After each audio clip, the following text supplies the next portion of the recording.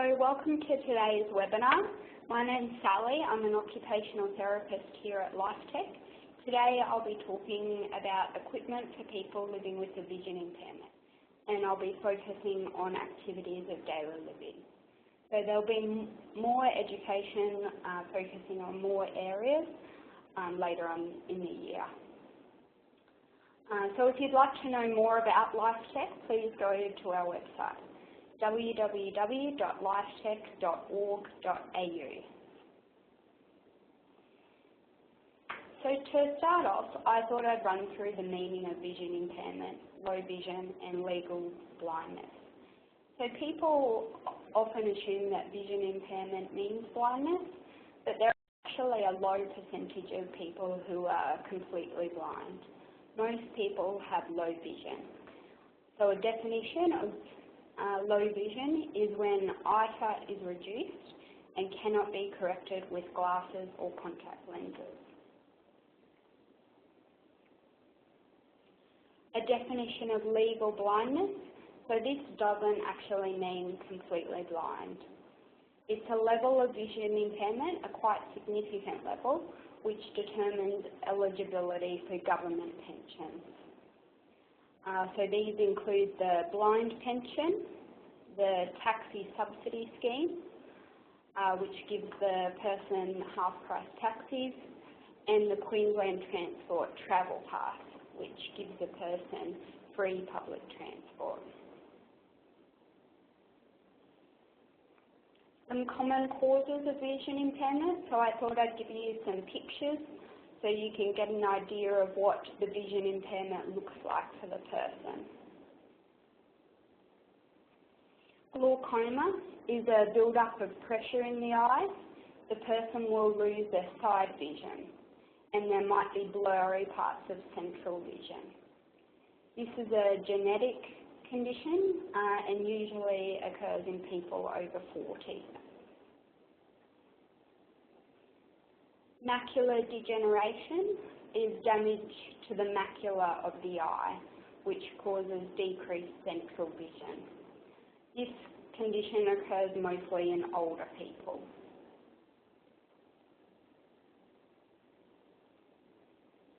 Retinitis pigmentosa, or RP, causes tunnel vision, night blindness, and difficulty with glare. It's a genetic condition, and it can start at a range of ages and can progress slowly or quickly. Diabetic retinopathy occurs when diabetes causes the blood vessels to break in the eye. This causes patchy vision.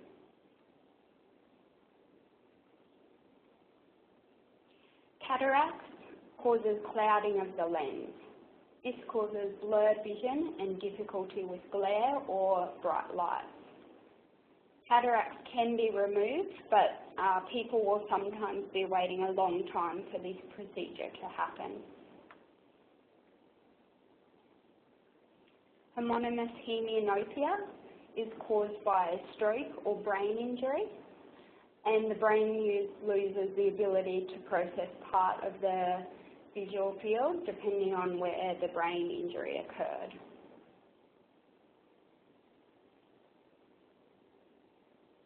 So there are 4 principles to remember when thinking about equipment or strategies for people with a vision impairment to help with independence with day-to-day activities. These are bigger, bolder, brighter, and bumpier.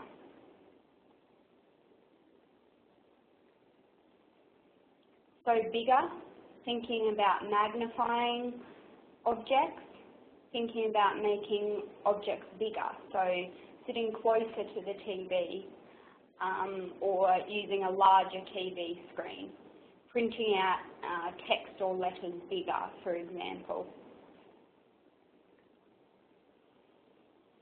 Bolder, so the higher the colour contrast, the better the visibility. So some examples of increasing colour contrast, chopping onions on a bright red chopping board, eating steak on a white placemat, on a white plate, on a red placemat, or putting black tape around the edge of the toilet.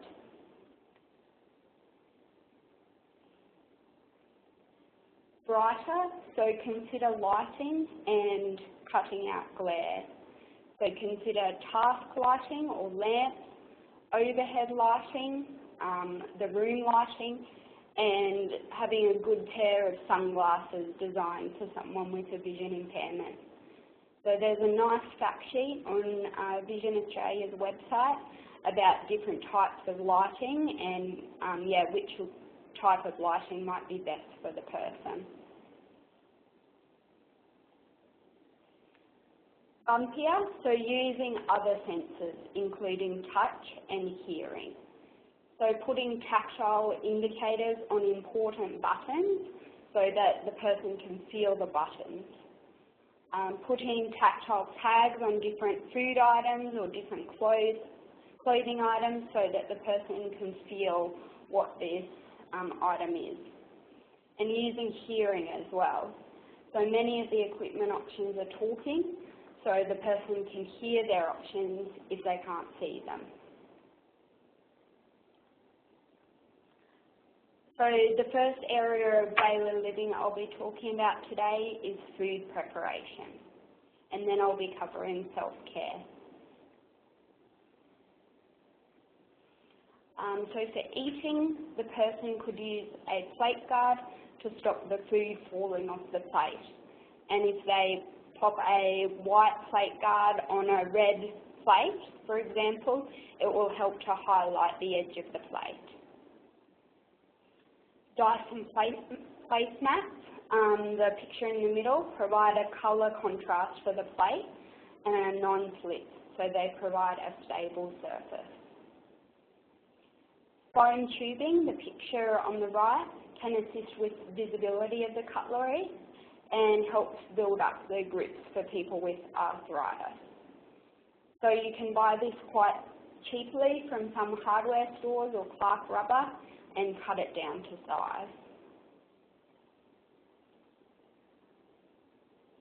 So people will often overfill their cups of tea or coffee, or stick their finger into their mug to feel the level of the water. So consider using a white cup, as the dark liquid will contrast with the white cup. Consider where you're pouring the water, so don't use a white cup on a white tabletop if possible. Consider putting a coloured placemat underneath. A liquid level indicator, the picture on the left, beeps when the liquid gets to the top of the cup. And you can also get beeping and vibrating models. So for someone with a hearing impairment, you can feel the cup rattling.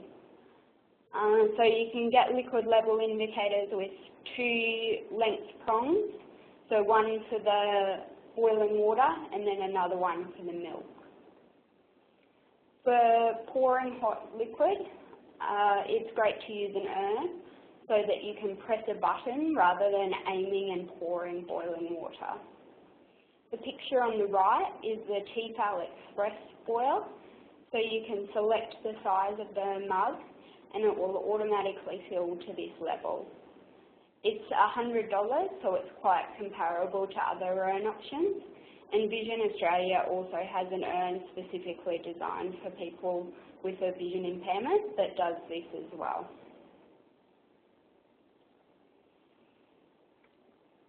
So for food preparation, the picture on the left is the boil alert. It's a glass disc that sits at the bottom of the saucepan and rattles when the water starts boiling. The picture in the middle is the Vivo vegetable strainer. So it's a silicone colander with holes. So basically you can cook your food in the saucepan in the colander and then pull it out when it's ready. It just saves you having to pick up that heavy saucepan and aim and pour the water into the colander in the sink. We would just always recommend that you let the water cool down before you pull out the silicone colander, or grab it with a long-handled wooden spoon or something through the handles at the top. The picture on the right is a liquid measuring dispenser, so you can put an equal amount of salad dressing or sauces on food or for cooking, so that you don't drown your salad, for example, with salad dressing. For slicing, options where the fingers are out of the way or the hand is protected are great. So there's the tomato and onion slicing holder from Queensland Blind Association. Basically, you can hold the onion or tomato with the holder up the top, and then it gives you the guide for slicing.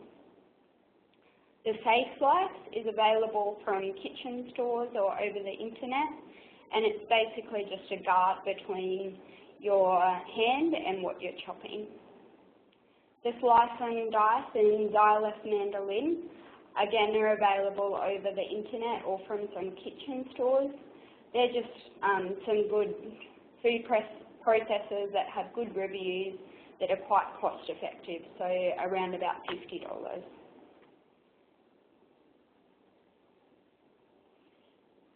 Other types of food processors which chop up food more finely. The picture on the left, the Xylus Easy Chop. Basically, you can press down and chop up your food into small pieces with your fingers being out of the way.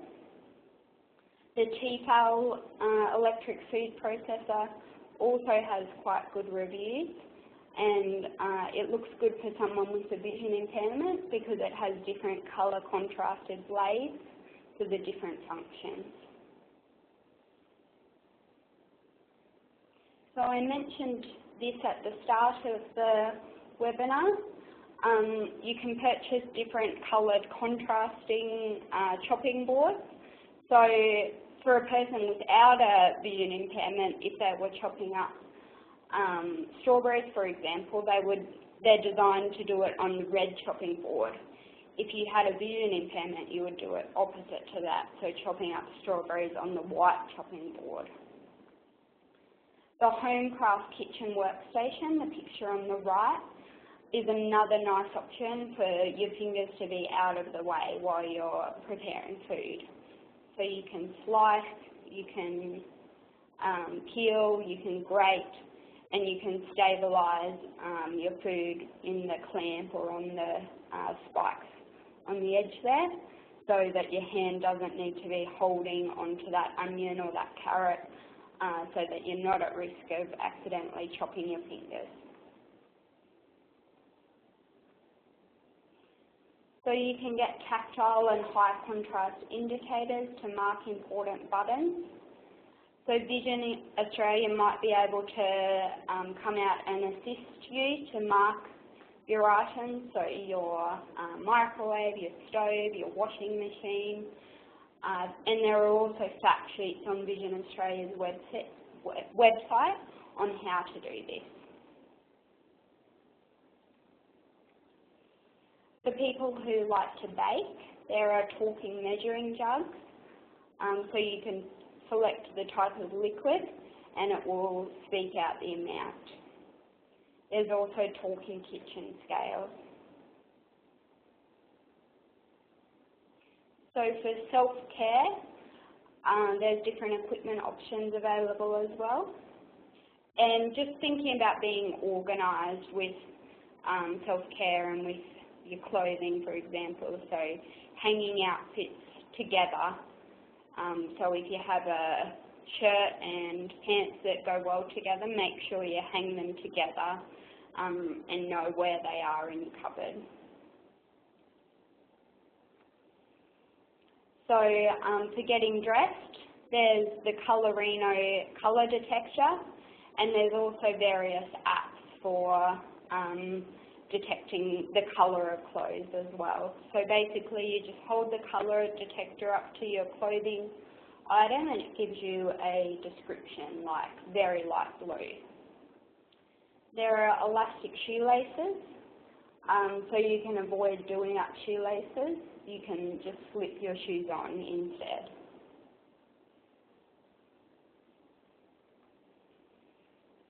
A colour contrasted toilet seat provides a high contrast to the, say if you have a white floor and white walls, the person might be able to find the toilet easier.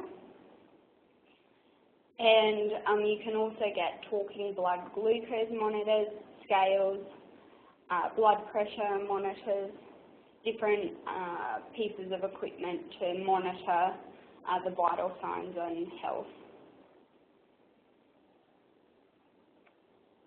For people with a lower level vision impairment, you can get tweezers with a magnifier. You can get nail clippers with a magnifier, and you can get mirrors that magnify and have light inbuilt. And these mirrors can really be quite good. For people with a higher level vision impairment, you can use a CCTV with a pivoting camera. So you can point the camera onto your face, onto your nails, onto your hair, and then see the picture of yourself large on a screen about the size of a computer. And you can change the colour contrast. And this is the electronic magnifiers is something we'll go into in another education session. So there's quite a lot of services around to help out with equipment for daily living and funding support as well for daily living. So Queensland Blind Association, or QBA, and Vision Australia are suppliers for a lot of the equipment mentioned today. So they're based on the south side of Brisbane, and they also have an online store. QBA assists with financial support for people with a vision impairment, and Vision Australia have lots of fact sheets on what we've talked about today, so for living independently with a vision impairment. Aid for the Blind provide accommodation support for people with a vision impairment. DVA, Department of Veterans Affairs, funds equipment for veterans. And the low vision clinics assess the level of magnification that you might require, and people can see a number of the suppliers in one location as well. So it's a good first port of call and one-stop shop to see lots of different options at once. And there are low vision clinics right around Queensland as well.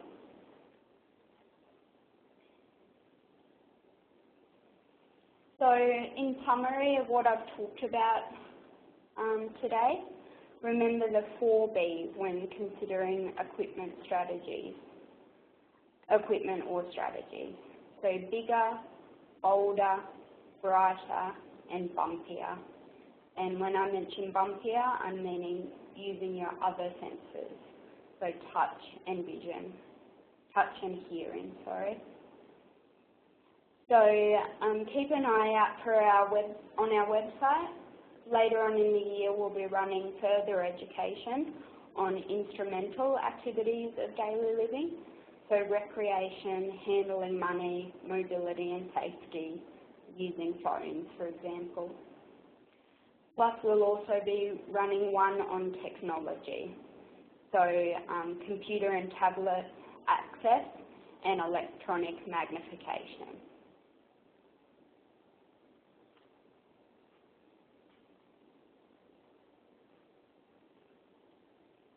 And there's those strategies again, so bigger, bolder, brighter, and bumpier, so using touch and hearing if your vision isn't sufficient for the task that you're doing.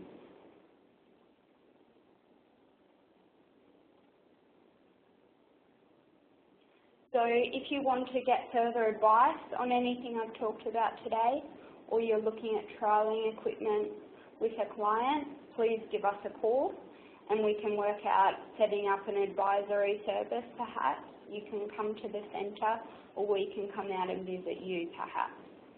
Or it might be something that we can give you advice on over the phone or via email or on our website. So thank you so much for watching today's webinar.